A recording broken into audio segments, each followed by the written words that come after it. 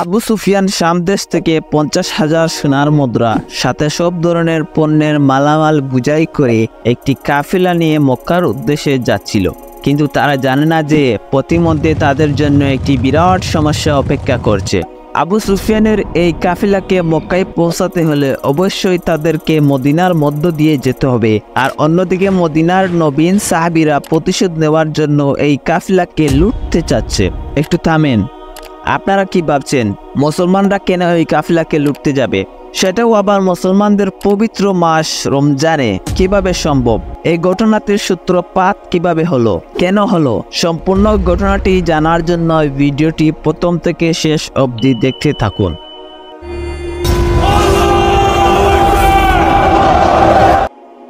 মুসলমানেরা বদরের যুদ্ধের 1 বছর পূর্বে মক্কা থেকে মদিনায় হিজরত করার সময় শুধুমাত্র শরীরে পরিহিত পোশাক ছাড়া তারা সাথে কিছুই নিয়ে আসেনি। মক্কাবাসীরা ওই সাহাবীদের ক্রোধকে উস্কে দেওয়ার জন্য তাদের সমস্ত সম্পত্তি, জমি, গড় সবকিছু বিক্রি করে দেয়। আর এটি ছিল সেই কাফেলা যেটিতে মক্কার মুসলমানদের কাছ থেকে লুট করা অনেক মাল সামানা ছিল, যার ফলে ওই সাহাবীরা কাফেলাটিকে শুধু আক্রমণ করতে চাইছিল না, বরং মক্কাতে ঘটে যাওয়া তাদের সাথে অবিচার, জুলুম ও অন্যায়ের প্রতিশোধও নিতে চাচ্ছিলেন। অপরদিকে আবু সুফিয়ান এই কাফেলাটির সর্দার ছিল এবং সে চিন্তিতও ছিল যে যদি সে এই রাস্তা দিয়ে যায় তাহলে মুসলমান বাহিনীরা তাদেরকে অবশ্যই আক্রমণ করবে। তাই সে এই পথ পরিবর্তন করলো এবং অতি তাড়াতাড়ি একজন দূতকে মক্কার কুরাইশদের কাছে পাঠালো, যাতে মক্কাবাসীরা অতি দ্রুত তাদের সাহায্য করার জন্য এগিয়ে আসে।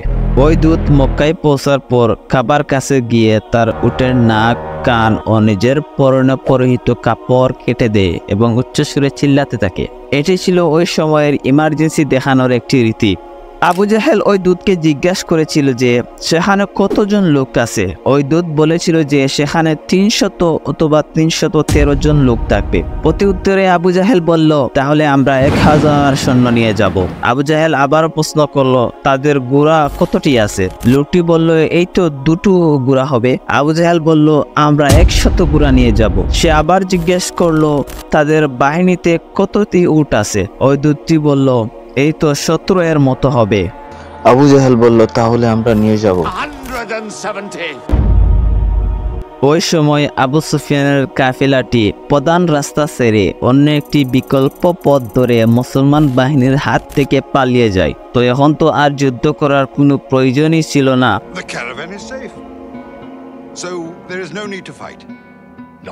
কারণ কাফেলাটি কোনো ক্ষতি ছাড়াই সহি সালামতে মক্কায় পৌঁছেছিল। কিন্তু আবু জাহেল বলল, কাফেলাটি রক্ষা পেলেও আমরা এই মুসলমানদেরকে ছাড় দেব না, কারণ তাদের একজনকে হত্যা করার জন্য আমাদের কাছে 3 জন করে সৈন্য আছে।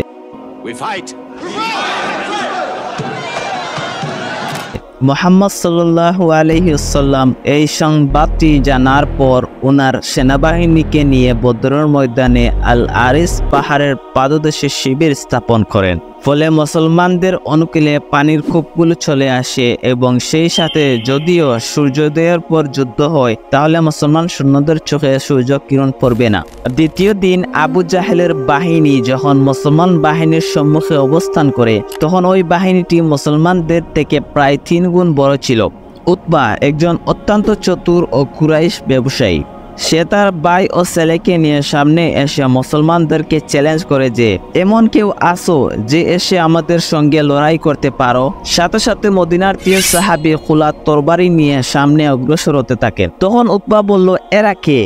আমরা এখানে এসেছি আমাদের সেই ভাইদের মাথা কেটে ফেলতে যারা তাদের পিতৃপুরুষদের ধর্মের বিরুদ্ধে বিদ্রোহ করেছে। তখন হযরত হামজা, হযরত উবাইদা এবং 24 বছর বয়সী হযরত আলী সামনে অগ্রসর হতে থাকেন এবং যুদ্ধ শুরু হয়। হযরত উবাইদা আহত হন, কিন্তু উতবা, তার ভাই ও তার পুত্র 3 জনই নিহত হন। উতবার ছেলে হযরত হুজাইফা, যে কিনা মুসলমানদের দলে ছিল, তার সামনেই তার বাবা, ভাই ও চাচা নিহত হন, কিন্তু তখনও তিনি মুসলমানদের বাহিনী থেকে একটু পিছপা হননি। মুসলমানদের অবশ্যই জানা ছিল যে দুশমনদের মোকাবেলায় তাদের বাহিনী অত্যন্ত ছোট, তাই তারা প্রতিরক্ষামূলক কৌশল অবলম্বন করে এবং নিজ নিজ আসনে প্রস্তুত থাকে। একই সময়ে আবু জাহেল বিদ্যুতের গতিতে আক্রমণের নির্দেশ দেয়, কারণ সে ভেবেছিল আমরা একসাথে আক্রমণ করলে অতি কম সময় লাগবে মুসলমানদেরকে শেষ করতে, কিন্তু তা হয়নি, বরং ঘটেছিল তার বিপরীত। ধীরে ধীরে একজন মুসলিমের মোকাবিলায় 5 জন করে কাফের মারা যায়। তখন অবিশ্বাসীদের সৈন্যদল কিছুক্ষণের জন্য পিছু হাঁটে এবং উদ্বিগ্ন হয়ে পড়ে যে আমরা তাদের চেয়ে 3 গুণ বেশি শক্তিশালী হওয়া সত্ত্বেও তাদের জায়গা থেকে একটু সরাতে পারছি না। অন্যদিকে মুসলমানরা তাদের বাহিনীর সামনের সারিতে পরিবর্তন আনে এবং ফরিশ লোকদেরকে সামনের সারিতে নিয়ে আসে। আবু জাহেল আবারও পুরোদমে আক্রমণের নির্দেশ দেয়, কিন্তু তারপরেও একই ঘটনা ঘটে এবং কাফের বাহিনীরা পিছু হাঁটতে শুরু করে। তার সাথে সাথেই মুসলমান বাহিনীরা তাদের পাল্টা আক্রমণ শুরু করে দেয়। আমাদের নবীর প্রধান দুশমন আবু জাহেল সেখানে মারা যায়। অন্যদিকে মক্কার কুরাইশরা বিজয়ের উল্লাসের জন্য অপেক্ষা করতেছিল। তারা নিশ্চিত ছিল যে এই যুদ্ধে তারা বিজয়ী হবে।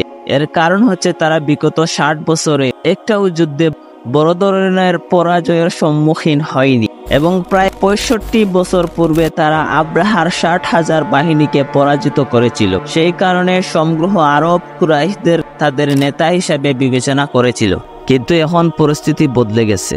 মক্কার কুরাইশরা মাত্র 313 জন সাহাবীর কাছে পরাজিত হয়েছে। প্রথমে যারা যুদ্ধ থেকে পালিয়ে মক্কায় পৌঁছেছিল তাদের দেখে মক্কার কুরাইশরা কেউ বিশ্বাস করতে পারেনি যে তারা যুদ্ধে হেরে গেছে, কিন্তু ধীরে ধীরে তাদের উপলব্ধি হয়েছে যে তারা এই যুদ্ধে এবং সমগ্র আরবে তাদের সম্মান হারিয়েছে।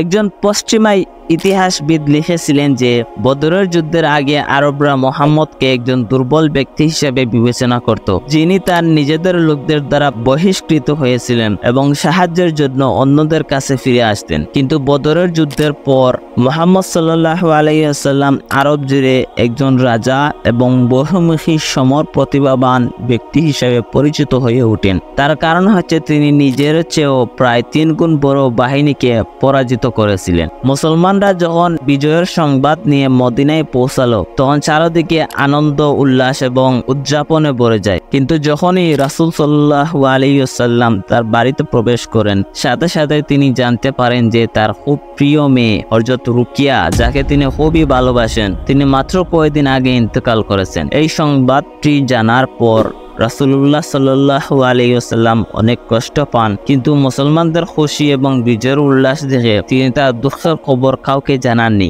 এবং সাহাবীদের উল্লাস বেশিক্ষণ টিকে ছিল না, কারণ এইবার আবু সুফিয়ান মুসলমানদের কাছ থেকে প্রতিশোধ নেওয়ার জন্য সমগ্র আরব থেকে প্রায় 3000 সেনাবহ প্রস্তুত করে রেখেছে।